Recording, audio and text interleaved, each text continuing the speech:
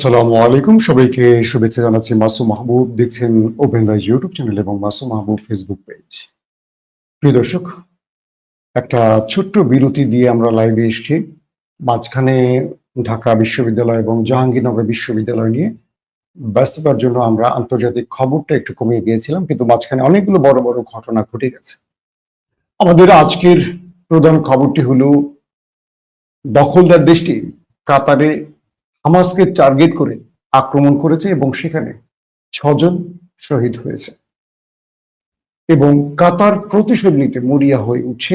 আরব রাষ্ট্রগুলো জরুরি বৈঠক করছে একের পর এক। 15 তারিখে আরব লীগ সহ মুসলিম দেশগুলো জরুরি বৈঠকে বসতে যাচ্ছে। অন্যদিকে কাতারের প্রধানমন্ত্রী ছুটে গেছেন আমেরিকাতে। কেন তিনি গেছেন? আরবরা কি সম্মিলিত ইসরায়েলের উপর কোনো বড় আক্রমণ করতে যাচ্ছে? যখন আরবরা শাড়ি চুরি পরে বসে আছে, আক্রমণ সহ্য করে হজম করে বসে আছে, তখন আরেকটি আরব দেশ ইয়েমেন দখলদার দেশটির মধ্যে আজ ব্যাপক অ্যাটাক চালিয়েছে। ড্রোন এবং মিসাইল দিয়ে মোটামুটি তাণ্ডব চালিয়েছে দখলদার দেশটির ভেতরে। ইম্পর্টেন্ট যে মেসেজটি বা খবরটি সেটি হলো, ইসরায়েল এবং আমেরিকা বড় রকম বিপদে আটকে গেছে। কাতার এমন একটি চাল দিয়েছে যে চালে ধরাশয়ী আমেরিকা। খুবই গুরুত্বপূর্ণ এই খবরটি দিতে চাচ্ছি আপনাদের।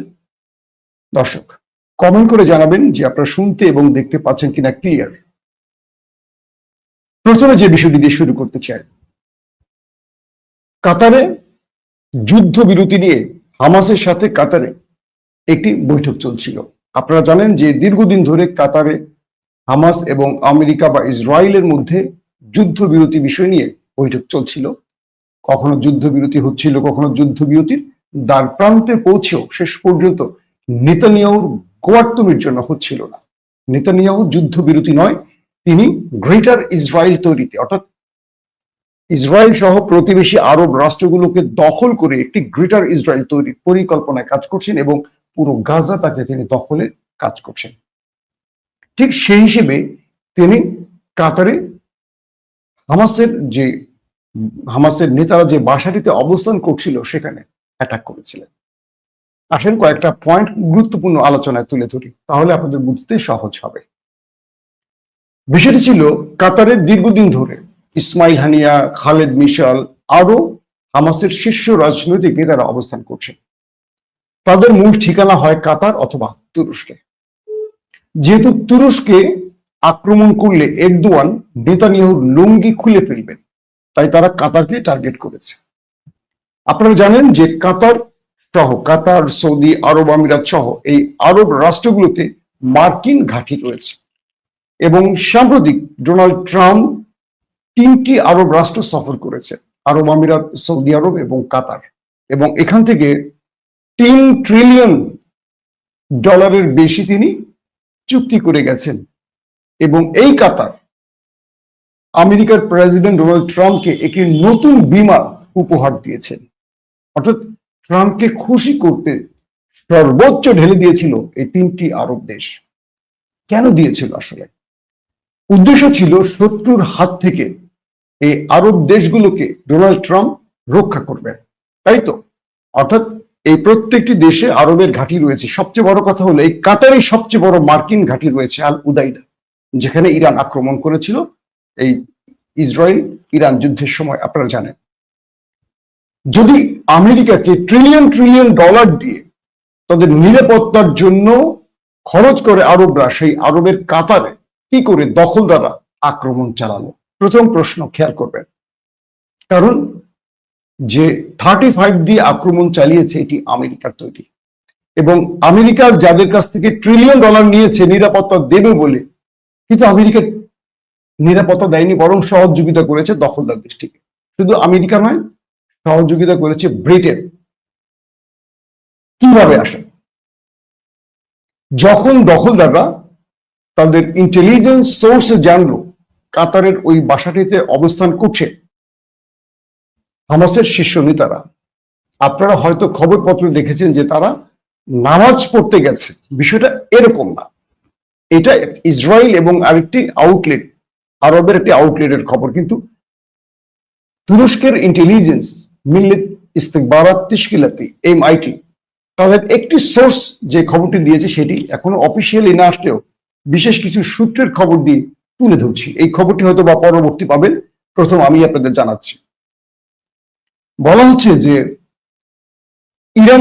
তুরস্কের ইন্টেলিজেন্স তথ্যটি পেয়েছে যে খুব অল্প সময়ের মধ্যে কাতারে ইসরায়েল অ্যাটাক করতে যাচ্ছে হামাসের টার্গেটে।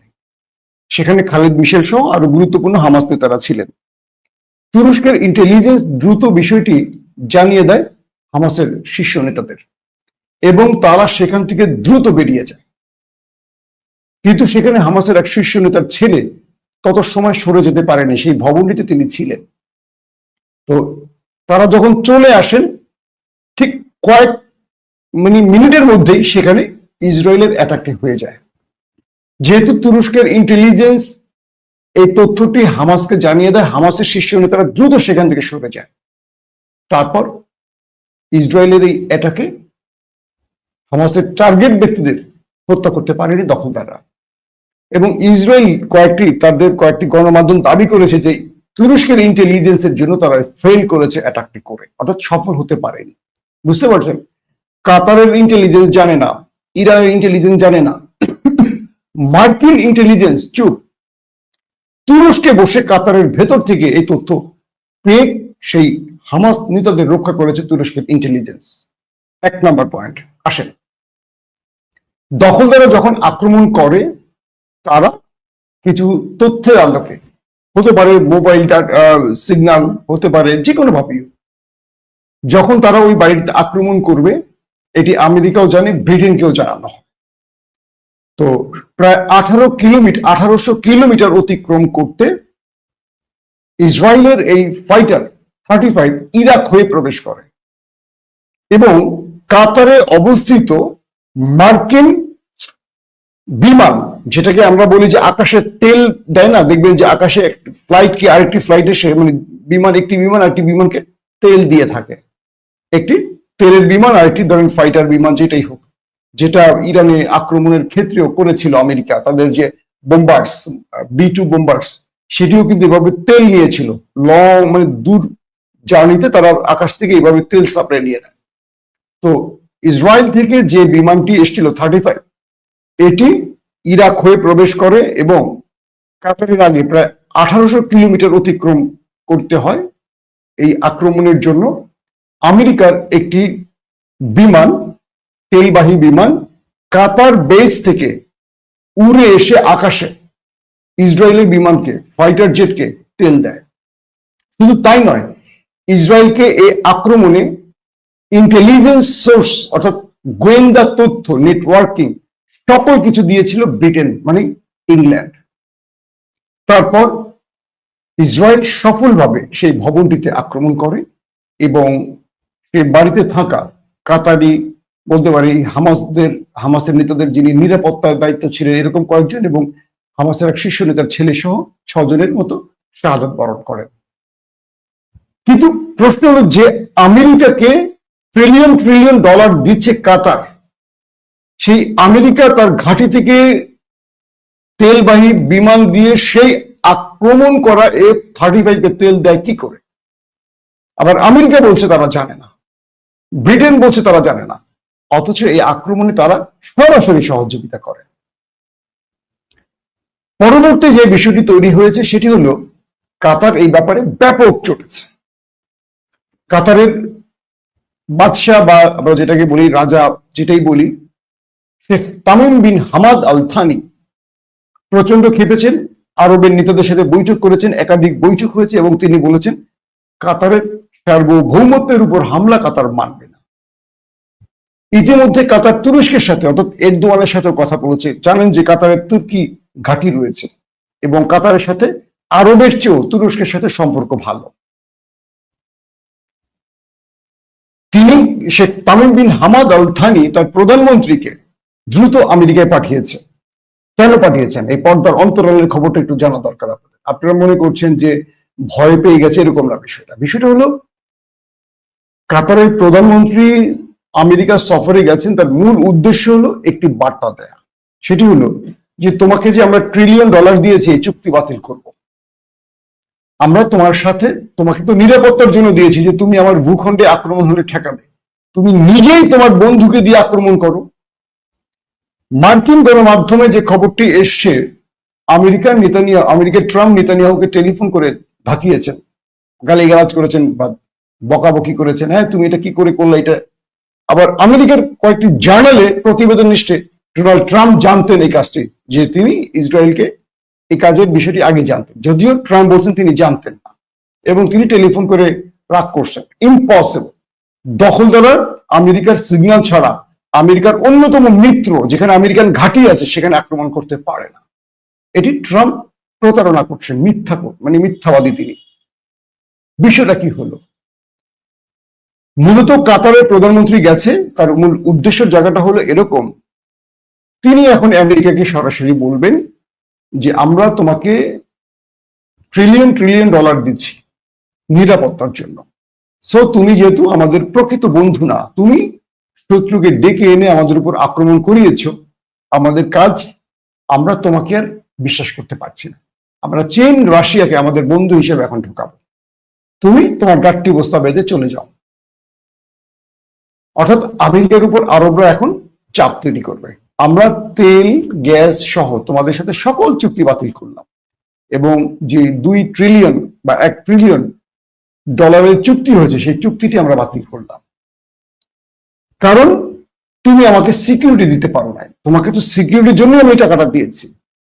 এটি হলো ডোনাল্ড ট্রাম্পের উপর একটা বিশাল চাপ। এখন পৌঁছে গেছেন কাতারের প্রধানমন্ত্রী আমেরিকায়, 1-to-1 বৈঠকে বসেছেন দুজনে।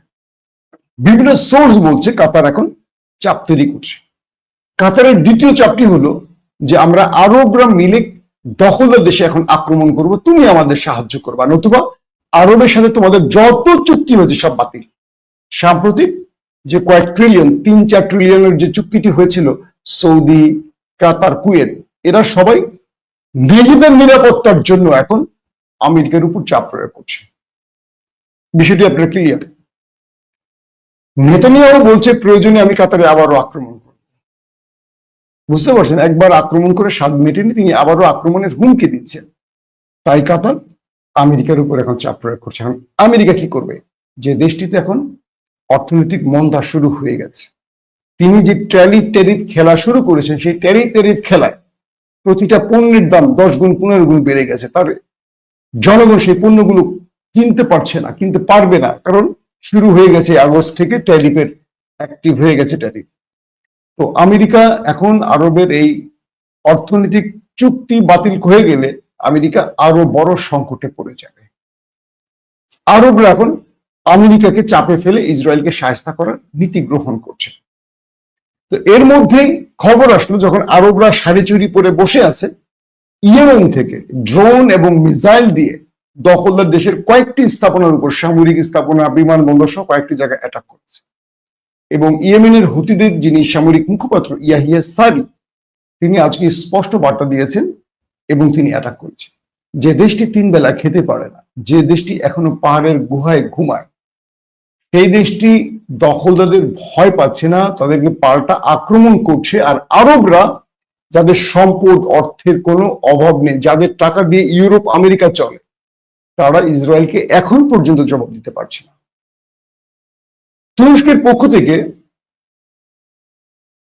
ইয়েমেন আরেকটি কথা বলেছে যে আরব, তোমরা দেখো, শত্রুকে আঘাত করতে অর্থের প্রয়োজন হয় না, বিশাল অট্টালিকার প্রয়োজন হয় না, প্রয়োজন হয় ইমানি তাপ, ইমানের ক্ষমতা প্রয়োজন হয়, তোমাদের সেই ক্ষমতাটি নেই যেটা ইয়েমেনের আছে। আজকেও ভালো আক্রমণ করেছে ইয়েমেন দখলদার দেশটির মধ্যে, হাজার লাখ মানুষ শেল্টার জন্য চলে গেছে ইয়েমেনের হুতিদের ভয়।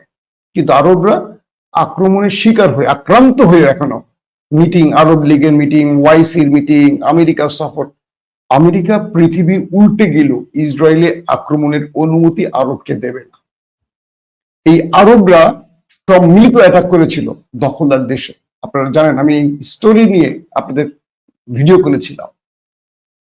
কিং ফয়সালের নেতৃত্বে যখন আরবরা ইসরায়েল মোটামুটি দখল করে ফেলছিল, ভিতরে ঢুকে গেছে অনেকাংশে, তখন এই আমেরিকা আরবদের বিরুদ্ধে ইসরায়েলের পক্ষ নিয়ে সেই যুদ্ধে হেরে গিয়েছিল আরবরা। তো আজকেও আরবরা জানেন যে তারা আক্রমণ করতে গেলে সম্মিলিত এই ব্রিটেন, আমেরিকা, ইউরোপ দখলদারদের পাশে দাঁড়াবে। তাই কাতারের প্রধানমন্ত্রীর সাথে আমেরিকার ডোনাল্ড ট্রাম্পের এই বৈঠকটি খুবই গুরুত্বপূর্ণ। এরপরের বিষয়টি কি আসছে দেখেন, যেহেতু এই ইন্টেলিজেন্স তথ্য তুরস্ক দিয়ে দিয়েছে হামাস নেতাদের এবং ইসরায়েল সফলভাবে অ্যাটাক করতে পারেনি, তারা প্রাণে বেঁচে গেছে, দখলদাররা বলছে এবার আমরা প্রয়োজনে তুরস্কে আক্রমণ করব, কারণ তুরস্কে কাতারের চেয়ে বেশি হামাস নেতারা রয়েছে। অর্থাৎ সবচেয়ে বেশি হামাস নেতারা আশ্রয় নিয়েছে কিন্তু তুরস্কে। তো দখলদাররা বলছে যে এবার আমরা আক্রমণ করব তুরস্কে, আর তুরস্ক বলছে তোমার বাপের যদি ক্ষমতা থাকে তুমি তুরস্কে একটা মিসাইল মারো অথবা একটা যুদ্ধ বিমান ঢোকাও, যদি ফিরে আসতে পারে তুরস্ক শাড়ি চুরি পরে বসে থাকবে। তুরস্কে যারা রয়েছেন হামাস নেতারা, তাদের প্রত্যেকের সিকিউরিটি বাড়িয়ে দিয়েছে তুরস্ক, এবং তুরস্ক সরাসরি বলে দিয়েছে, আমেরিকা কি বলে দিয়েছে, যদি দখলদারদের কোনো যুদ্ধ বিমান তুরস্কের টেরিটরির মধ্যে ঢোকে, সীমানায় ঢোকে, তাহলে তুরস্ক 1 মিনিট দেরি করবে না দখলদারদের বিরুদ্ধে যুদ্ধ শুরু করতে। তুরস্কে যারা আছে, মানে যারা রয়েছেন, তারা তুরস্কের অতিথি, মেহমান বা নাগরিক, অর্থাৎ হামাস তো তাদের মেহমান, তাদের নিরাপত্তার দায়িত্ব তুরস্কের। আপনারা জানেন এই তুরস্কে ইসমাইল হানিয়া, খালেদ মিশাল, তারা একদম ওপেন চলেন, নামাজ পড়েন, ঘোরেন, থাকেন, তাদেরকে টোকা দেওয়ার সাহস হয় না মোসাদের। তারা সিঙ্গেল নিরাপত্তা ছাড়াই ঘুরতে পারেন, কারণ দেশটার নাম তুরস্ক, মাইরা সেখান থেকে বের হতে পারবে না। এটা ইরান না যে মরে মরে বিশ্বাসঘাতক থাকে ইরানের, এটা হলো তুরস্ক। আজকেও দেখলাম যে ইরানের 4 জন মোসাদ এজেন্টকে ফাঁসি দিয়ে দিয়েছে ইরান, মোসাদ এজেন্টকে, কিন্তু তারপরে কমছে না। তো এখন দখলদাররা তাদের গ্রেটার ইসরায়েলের যে পরিকল্পনা নিয়ে এগুচ্ছে, এটা একেবারে কনফার্ম বোঝা যাচ্ছে। আজকে তারা মার্কিন মিত্র তাদের উপর অ্যাটাক করছে এবং বলছে আমরা আবারও অ্যাটাক করবো, মানে কাতারে আবারও আক্রমণ করব। আর কাতার যদি এই মুহূর্তে জবাব না দেয়, কাতারের জন্য সবচেয়ে ভয়ঙ্কর মেসেজ কি জানেন, যদি কাতার পাল্টা রিটেলিয়েট না করে, প্রতিঘাত না করে, কাতারে কিন্তু নেতানিয়াহু আবার আক্রমণ করবে। আর কাতার যদি সম্মিলিত হোক বা কাউকে নিয়ে হোক বা নিজেই অ্যাটাক করে বসে, সেক্ষেত্রে কাতারের সাহায্যে এগিয়ে আসবে দুটো দেশ, ইরান এবং তুরস্ক। কারণ কাতার আরব দেশের মধ্যে একমাত্র দেশ যাদের সাথে ইরান এবং তুরস্কের সম্পর্ক আছে। আর বাকি আরবরা ইরানকেও শত্রু মনে করে, তুরস্ককেও শত্রু মনে করে। তো কাতার কিন্তু পুরোপুরি ভিন্ন, এবং জানেন যে কাতার হামাসকে সবচেয়ে বেশি অর্থায়ন করে, আর আধুনিক অস্ত্র দেওয়ার ক্ষেত্রে সবচেয়ে বেশি সহযোগিতা করে তুরস্ক, তারপরে রয়েছে ইরান। তো যে কারণে কাতারে এই আঘাতটি করেছে এই কি বলবো ইহুদি বাহিনী। এখন কাতারের সঙ্গে মানে তুর্কি ইন্টেলিজেন্স কাতারের ইন্টেলিজেন্সের সাথে যোগাযোগ তৈরি করছে, এবং তারা প্রতি মুহূর্তে দখলদাররা যেন আবার আক্রমণ করতে না পারে, বা আক্রমণ করলে অগ্রিম এই তথ্য সংগ্রহ করতে পারে, সেই জন্য তুরস্কের ইন্টেলিজেন্স কাতারই কাজ করছে, এবং তুরস্ক তার দেশে বসেও দখলদারদের সকল সিস্টেমকে তারা ট্র্যাকে রাখছে যে কখন কি করতে পারে। এখন প্রশ্ন উঠে গেছে এটি, কাতার কি আক্রমণ করবে, বা কাতার যদি আক্রমণ করে সেক্ষেত্রে আরব আমিরাত, সৌদি বা আরো যে আরব দেশগুলো, তারা কি সম্মিলিত এটা করবে, নাকি তারা মনে করবে যে কাতার আক্রান্ত হয়েছে, আমার কি, আমাকে তো করেনি। একটা বিষয় মনে রাখতে হবে, এই বিশ্বাসঘাতক আরবরা তারা ইসরায়েলের আক্রমণের শিকার হবে, যেমন কাতার হয়েছে। এই কাতার কিন্তু যুদ্ধবিরতির মধ্যস্থতা করছে, খেয়াল করেন, এই কাতারে বসে যুদ্ধবিরতির প্ল্যান গুলো হয়, সেই কাতারই আক্রমণ করে বসে নেতানিয়াহু, কাউকে তোয়াক্কা করে না। কাতারের প্রধানমন্ত্রী বলছেন যার বিরুদ্ধে আইসিসি ইন্টারন্যাশনাল কোর্ট, যার বিরুদ্ধে গ্রেপ্তারি পরোয়ানা জারি করেছেন, তিনি কি করে, একটি রাষ্ট্রের প্রধানমন্ত্রী হন, তিনি কি করে নির্দেশ করে আরেকটি দেশের সার্বভৌমত্বের উপর আক্রমণ করেন? প্রশ্নটা ক্লিয়ার। আন্তর্জাতিক আদালত যাকে গ্রেপ্তারি পরোয়ানা জারি করেছে, তিনি বৈধভাবে বসে আছেন, আর তিনি কি বলছেন, আমরা সন্ত্রাসীদের ঘাঁটিতে আক্রমণ করেছি। সবচেয়ে বড় সন্ত্রাসী যার বিরুদ্ধে আন্তর্জাতিক আদালত গ্রেপ্তারি পরোয়ানা জারি করেছে, কে বলছে আরেকটি নিরীহ জাতিকে যে তারা সন্ত্রাসী? কে বলছে? কাতার। তবে মনে হচ্ছে Tamim bin Hamad Al Thani ছাড় দেবেন না, এবং যদি কাতার আক্রমণ করতে চায় সেক্ষেত্রে তুরস্ক কাতারের পাশে থাকবে। এই মৌকাটাই চাচ্ছিল তুরস্ক, কারণ তুরস্ক দখলদারদের বিরুদ্ধে একটা যুদ্ধের প্রস্তুতি নিয়ে রেখেছে, কিন্তু একটি মুসলিম দেশ তুরস্ককে সাহায্য করেনি, কারণ তুরস্ক এবং ইসরায়েলের দূরত্ব অনেক। কোন প্রতিবেশী আরবরা, কোন মুসলিম দেশ তুরস্ককে তার ঘাঁটি, সেনাবাহিনী, ট্যাঙ্ক, বিমান কিচ্ছু ব্যবহারের অনুমতি দিচ্ছে না। এটাই বলেছিলেন এরদোয়ান, যে গাজার পাশে এতগুলো মুসলিম দেশ কিন্তু একটিও দাঁড়ালো না, বা একটি কাউকে সাহায্য করলো না, না মিশর, না জর্দান, কেউ করছে না। এই পরিস্থিতিতে এখন বোঝা যাচ্ছে না কোন দিকে যায় গতি, এবং আমেরিকা এখন কাতারের প্রধানমন্ত্রীর সাথে বৈঠক শেষ করে নেতানিয়াহুকে টেলিফোন করে কিছু গালিগালাজ করবে, নাকি এটার জন্য শক্ত কোনো মাসুল দিতে বাধ্য করবে, তার উপর ডিপেন্ড করছে অনেক কিছু। যদি আমেরিকা কাতারকে ধমক দিয়ে থামিয়ে দেয়, ধরে রাখে কাতারে, আরবে চায়না, রাশিয়া আসতেছে নেক্সট, আমেরিকা বিদায় নেবে মধ্যপ্রাচ্য থেকে, আমেরিকার খেলা শেষ। একদিকে চীন এবং আমেরিকা কাতার বা আরবকে ডাকছে যে আমরা পাশে আছি, কারণ এরা বেইমান না, রাশিয়া বা চীন এরা বেইমান না, রাশিয়া বেইমান না, রাশিয়া যার জন্য লড়ে জীবন দিয়ে লড়ে, কিন্তু ওরা বেইমান পশ্চিমারা।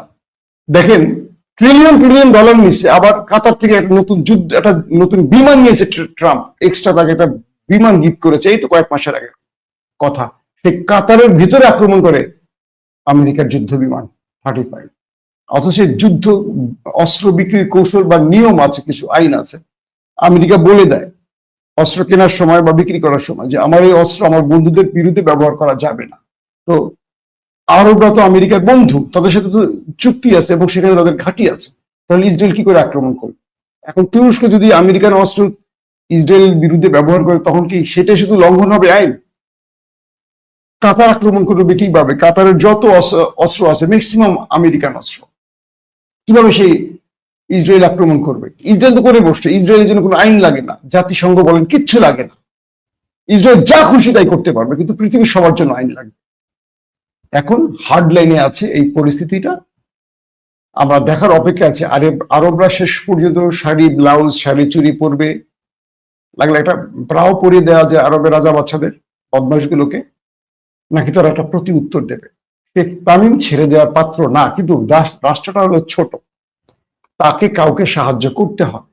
এখন Tamim bin Hamad Israel attack করলেই হবে না, ইসরায়েল কয়েক ঘন্টা দখল নিতে পারবে, যদিও সেখানে তুর্কি ঘাঁটি আছে, তাই কাতারের জন্য একটা শক্ত মজবুত বন্ধু আছে। কাতারে কিন্তু তুরস্কের একটা বড় ঘাঁটি আছে, তো কাতার আক্রান্ত হলে তুরস্ক একদম ফুল ফেজ যুদ্ধে জড়িয়ে যাবে।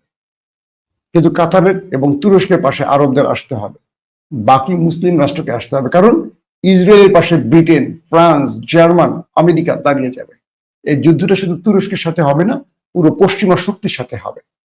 এখন দেখতে চাই আরবরা তার সবচেয়ে বন্ধু, কাছের বন্ধু আরেক আরবের উপর আক্রমণের পর মুখ বন্ধ রাখবে, নাকি প্রতি উত্তর দেবে। তাহলে আমরা আরবদের জন্য কিছু শাড়ি, চুড়ি, ব্লাউজ পাঠাতে পারি, যে তোমরা এগুলো পরে বসে থাকো। তবে কাতারের জনগণের ব্যাপক চাপ তৈরি হচ্ছে সরকারের উপর। এখানে যদি কাতারের শেখ তামিম বিন হামাদ পাল্টা কোনো জবাব না দেয়, মনে রাখবেন এর চেয়ে বড় রেজিম চেঞ্জের মতো কোনো ঘটনা ঘটতে পারে। এখন আমরা তাকিয়ে আছি শেষ পর্যন্ত কি ঘটে দেখার জন্য। দর্শক, আবারও কথা দিচ্ছি, আমরা এখন থেকে প্রতিদিন একটি বাংলাদেশের একটি আন্তর্জাতিক খবর দেওয়ার চেষ্টা করব। কালকে থেকে ডাকসু জাকসুর আপডেট গুলো দেওয়ার চেষ্টা করব, এবং আরো অনেক বিশ্লেষণ আছে যে বিশ্লেষণগুলো এতদিন করতে পারিনি, সফরে ছিলাম, মানে ফিল্ডে ছিলাম, যে কারণে অনেক বিষয় বলতে পারিনি। আবার নতুন করে নিজের স্টুডিওতে ফিরে এসেছি, আপনাদেরকে এখন নিয়মিত এই আপডেট গুলো দেওয়ার চেষ্টা করব। যারা আমাদের সাথে সংযুক্ত হয়েছেন, ইউটিউব চ্যানেলটি সাবস্ক্রাইব করে রাখতে পারেন, ফেসবুকে যারা নতুন দেখছেন লাইক, ফলো করে আমাদের সঙ্গে থাকতে পারেন। আল্লাহ হাফিজ।